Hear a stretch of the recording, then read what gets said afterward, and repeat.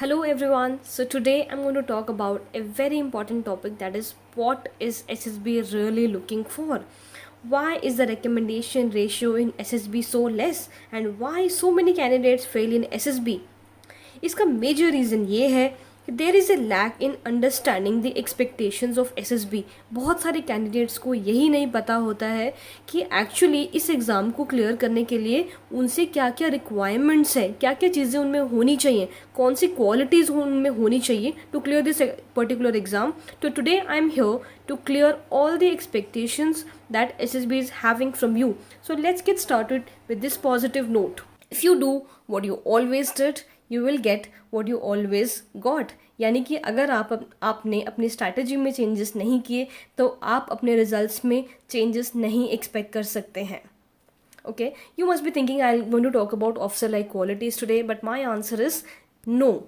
Let's not go by the conventional way today, and I'm going to keep it really simple for you to understand कि actual में expectations क्या हैं. The first expectation is that they expect you to be a responsible person. Now, who is a responsible person?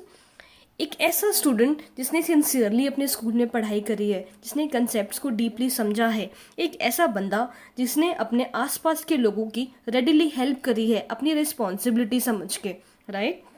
या फिर एक ऐसा बंदा जिसने अपनी लाइफ को प्लान करा हो, उसकी लाइफ में जो हो रहा है, वो जो एक्शंस लेता है वो उसके प्लान के हिसाब से होता है, और जो एक्शन के कोई भी कॉन्सिक्वेंसेस हों, कोई भी रिजल्ट्स हों, वो समझता है कि वो उसकी रिस्पॉन्सिबिलिटी है, उसकी वजह से वो पास हुआ या उसकी वजह से वो फेल हुआ. That is a responsible person. Let's see how this particular quality is tested. Actually ये बहुत important quality है और ये हर स्टेज पे टेस्ट होती है, but I'm going to take two examples for you. One, TAT. So this is a picture जहाँ पे एक बूढ़ी औरत लेटी हुई है और एक साइड में एक बच्ची बैठी हुई है. Now the way the candidate is going to respond कि किस तरीके से इस बच्ची ने अपनी दादी माँ का ख्याल रखा, क्या क्या किया, क्या नहीं किया, it will show how responsible the particular candidate is. Now let's talk about interview. In interview, you're going to be asked a lot of questions where your this particular quality will be tested. Like how do you spend your time at home?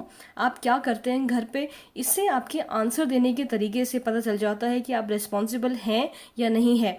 So how to develop this particular quality? I'm going to make a separate video on that कि आपने कैसे daily life में इस particular quality को improve करना है. But tell me one thing, can anyone tell you कि इस particular question how do you spend your time at home, इसका कोई आंसर हमें बता सकता है क्या? No, right?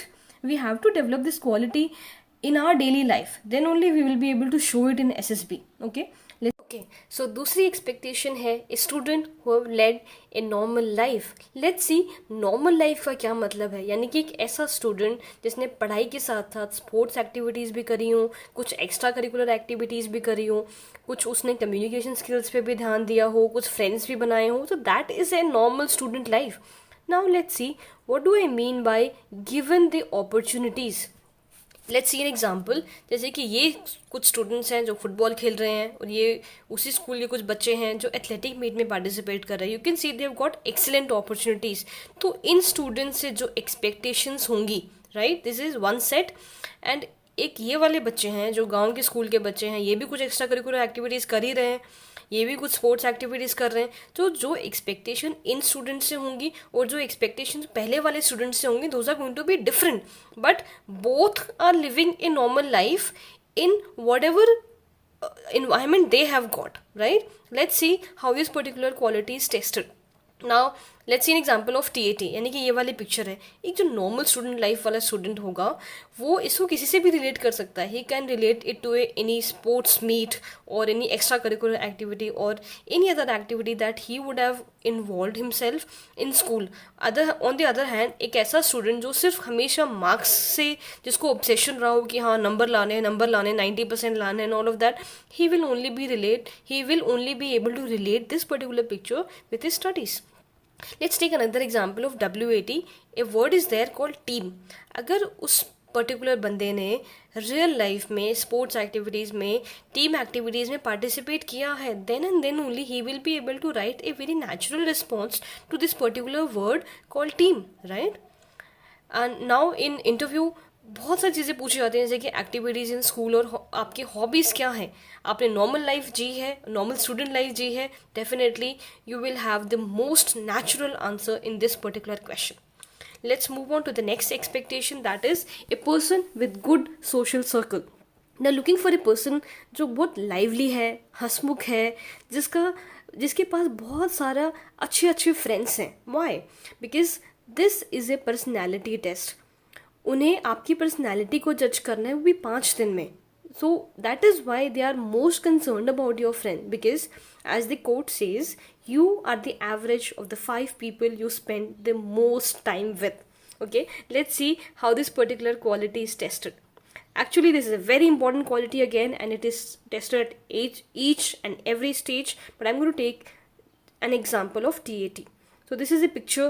अगर आपका बहुत अच्छा फ्रेंड सर्कल रहा है, if you are a person who adjust well with friends, आप अच्छे से कोऑपरेट कर पाते हैं, तो आप इसमें एक बहुत ही अच्छी स्टोरी बना पाएंगे कि आप अपने फ्रेंड्स के साथ गए थे, आपने ऐसा किया वैसा किया, ये सिचुएशन थी, and how you handle and all of that. Let's see an example of interview. Interview में आपको पूछा जाता है कि tell me something about your friends. तो आपने अपने फ्रेंड्स के साथ कैसी लाइफ जी है, कितना आपने एडजस्ट किया है, कितना आप कोऑपरेट कर पाते हो, इसी से ये आपकी पर्टिकुलर क्वालिटी जज होती है. So the fourth expectation is they are looking for a person with positive attitude towards life. यानी कि एक ऐसा बंदा जिसको किसी भी सिचुएशन में चिंता नहीं होती, जो नेगेटिव थिंकिंग से बहुत दूर रहते हैं, और कैसी भी सिचुएशन आ जाए वो हमेशा उस सिचुएशन में काम रहते हैं, और हर सिचुएशन में वो कोई ना कोई पॉजिटिविटी ढूंढने की कोशिश करते हैं.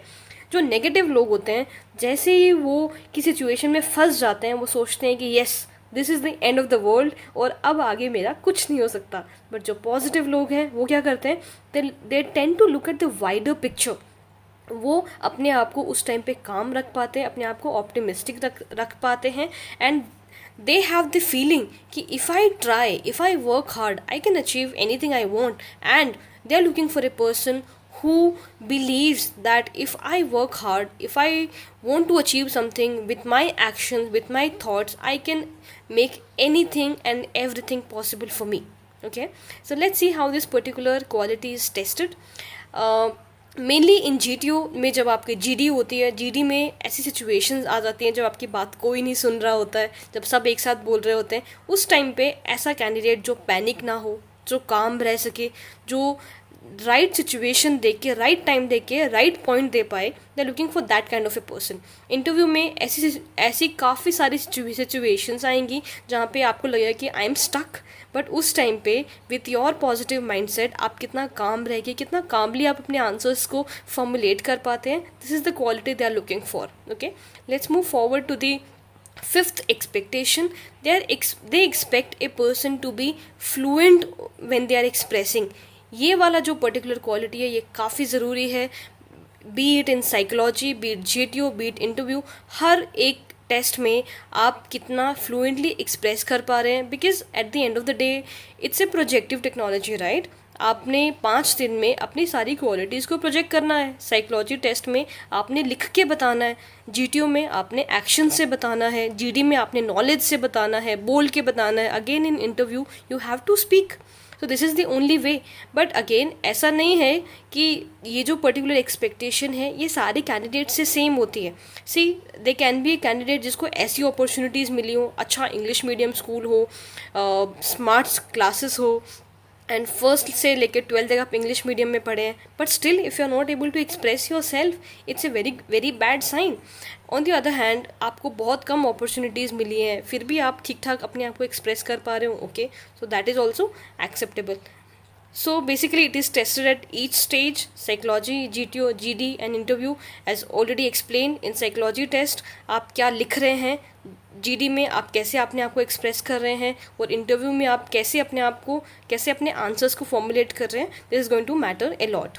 So I hope all the 5 expectations discussed in this particular video are clear.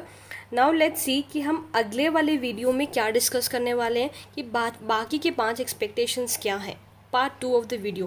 The first expectation I am going to discuss is a person who has played some leadership role in their life. Second, an active person. third, an enthusiastic person, fourth, a generally aware person, and fifth, a person who is clear about his goal. तो ये पांचों चीज़ें मैं अगले video में discuss करूँगी. Let's end the video with a positive note. The only place where success comes before work is in the dictionary. यानी कि students keep working hard and the success will eventually follow. Thank you.